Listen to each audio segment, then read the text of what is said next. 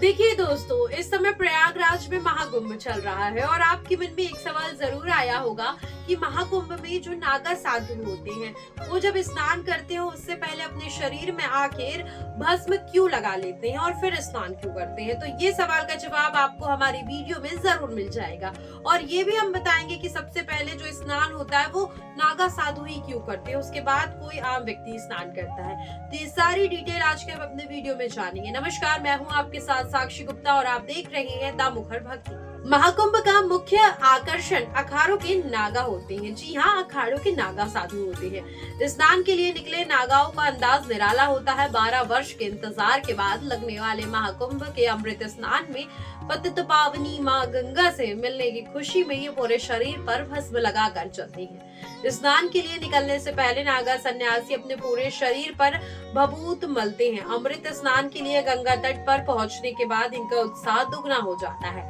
और नागा उन्मुख भाव से उसी तरह उछलते हैं जैसे कोई बच्चा अपनी माँ को देखकर उछलता है। नागा साधु माँ गंगा में विशेष आस्था रखते हैं। माता पिता और खुद का पिंडदान कर सन्यासी बने नागा माँ गंगा के प्रति अथाह श्रद्धा रखती है।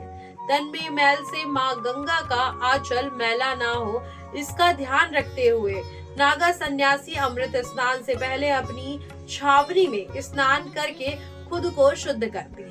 नागा साधु ये नहीं चाहते कि जब अमृत स्नान पर पुण्य की डुबकी लगाए तो गंगा की गोद में कोई गंदगी हो जाए। जूना आवाहन निरंजन आनंद महा निवारणी अटल अखाड़े के नागा सन्यासी स्नान के लिए निकलने से पहले स्नान कर लेते हैं और फिर अखाड़ों में फहराई गई धर्म ध्वजा के नीचे बैठकर शरीर पर भस्म मलते हैं, जिसे इनका भस्मी स्नान भी कहा जाता है। स्नान से पूर्व भस्मी स्नान के पीछे इनका एक मकसद होता है, माँ गंगा को स्वच्छ बनाए रखना। इसका एक साइंटिफिक रीजन है जो आपको हैरान कर देगा।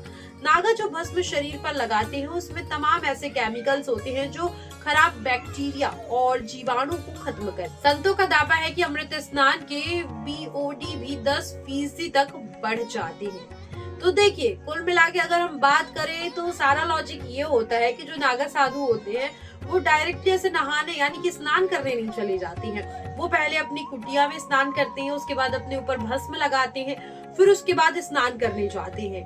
कहाँ पर? माँ गंगा के पावन तट पर। तो मैं आपको एक चीज और क्लियर कर देती हूँ कि इसका एक साइंटिफिक रीजन है जो मैंने आपको बताया। तो कमेंट सेक्शन में अपनी राय जरूर दीजिए कि आपको इन्फॉर्मेशन कैसी लगी और भी ऐसे अपडेटेड इन्फॉर्मेशन के लिए बने रहिए द मुखर भक्ति के साथ।